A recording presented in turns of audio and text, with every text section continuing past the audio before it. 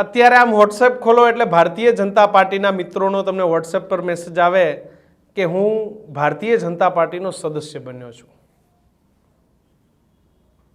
પણ પરિસ્થિતિ એવી છે કે ભારતીય જનતા પાર્ટીને જે પ્રમાણે સદસ્યો બનાવવા હતા એ સદસ્યો નથી બન્યા અને એટલા માટે પૂર જોશમાં પ્રચાર ચાલી રહ્યો છે.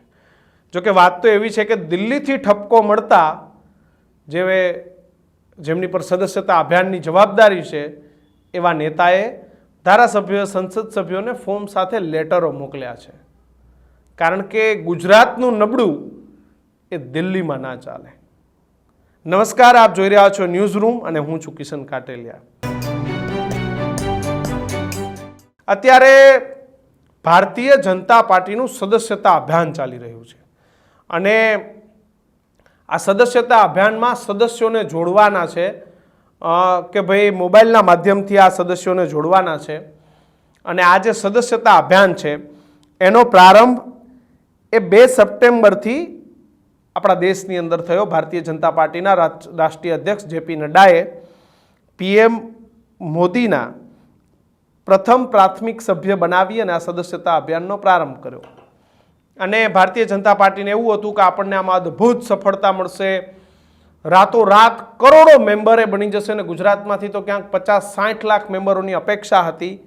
જોકે આવું ન થયું અને ગુજરાતમાં જે રીતે સભ્યો બનાવવાની કામગીરી શરૂ થઈ, CR પાટીલે માનનીય ભૂપેન્દ્રભાઈ પટેલને અધ્યક્ષ તરીકે તેમને પ્રાથમિક સભ્ય બનાવી અને આની શરૂઆત કરી. પરંતુ ગુજરાતમાં 3 દિવસમાં માત્ર 15 લાખ સભ્ય બન્યા, માત્ર 15 લાખ. જે ભારતીય જનતા પાર્ટીનો ટાર્ગેટ હતો, જે રીતે એને પ્રેશર કરવામાં આવ્યું, પરંતુ એમાં બહુ લાંબી સફળતા ભારતીય જનતા પાર્ટીને મળી નહીં. એના કારણો એ આપણે ચૂંટણીના પરિણામોમાં જોઈ જ લીધા છે કે લોકો હવે બહુ લાંબુ ઈચ્છતા નથી. અને જે અભિયાનની શરૂઆત થઈ એના પ્રથમ દિવસે એકદમ જોર મારવામાં આવ્યું તો 7 લાખ જેટલા સભ્યો બન્યા કે ભાઈ 7 લાખ સભ્યોએ ભારતીય જનતા પાર્ટી તાત્કાલિક પોતાના મોબાઈલમાંથી ડિટેલ નાખી અને પેલું જે કાર્ડ આવે છે ભાજપનું જે બતાવવા માટેનું એ કાર્ડ લઈ લીધું. પરંતુ બાકીના જે 2 દિવસો છે એમાં માત્ર 8 જ લાખ જેટલા પ્રાથમિક સભ્યો નોંધાયા અને તાત્કાલિક ગુજરાતથી જે સદસ્યો જે બની રહ્યા છે, ગુજરાતનું જે લિસ્ટ છે એ લિસ્ટને કેન્દ્રએ જ્યારે જોયું ત્યારે જોયું કે ભાઈ ગુજરાતમાંથી તો સભ્યો બનતા જ નથી.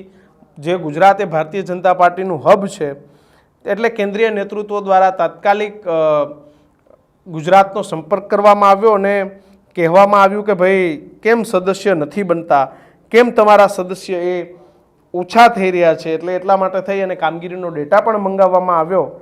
અને આના જે સંયોજક છે કેસી પટેલ, તેમના દ્વારા એક ફોર્મ સાથે તમામ જિલ્લા, તાલુકા, નગરપાલિકા, કોર્પોરેટર, ધારાસભ્ય, સંસદ સભ્ય તમામ લોકોને તાત્કાલિક ફોર્મ મોકલવામાં આવ્યા કે ભાઈ તમારા વિસ્તારમાં સભ્યો વધારો, તમારી સંખ્યા પૂરતી નથી દેખાતી. તાત્કાલિક જે સદસ્ય છે વધારવામાં આવ્યા અને લોકો પાસેથી મળતી માહિતી પ્રમાણે સંસદ સભ્યને 10 થી 12,000નો ટાર્ગેટ આપવામાં આવ્યો. ભાઈ તમે 10 થી 12,000 સભ્યો બનાવો, ધારાસભ્યને 5,000, કાઉન્સિલરને 2,000, પ્રદેશના અલગ અલગ લોકોને 500,000 આ પ્રકારના ટાર્ગેટ આપવામાં આવ્યા છે. દિલ્હીનું તેડું પણ આવ્યું છે કે ભાઈ તાત્કાલિક સભ્યો બનાવો અને રિપોર્ટ દિલ્હીમાં મોકલો. ભારતીય જનતા પાર્ટી જે હંમેશા કહેતી હતી કે કરોડો લોકો અમારી સાથે છે, વિશ્વની સૌથી મોટી પાર્ટી, એ પાર્ટીમાં સદસ્ય બનવા અત્યારે કોઈ રાજી નથી. કારણ કે ભારતીય જનતા પાર્ટીની ગુજરાતમાં 30 વર્ષની સરકાર, એની એન્ટી ઇન્કમ્બન્સી, કેન્દ્રમાં છેલ્લા 10 વર્ષ કરતાં વધારે સમયથી સરકાર, એની એન્ટી ઇન્કમ્બન્સી જવાબદાર છે. કદાચ જે લોકો પહેલાં ભારતીય જનતા પાર્ટી સાથે જોડાયા હતા એ લોકોને કદાચ હવે ભારતીય જનતા પાર્ટીમાં જોડાવામાં રસ નથી. સદસ્યતા અભિયાનમાં સદસ્ય બનવું બહુ સહેલું છે.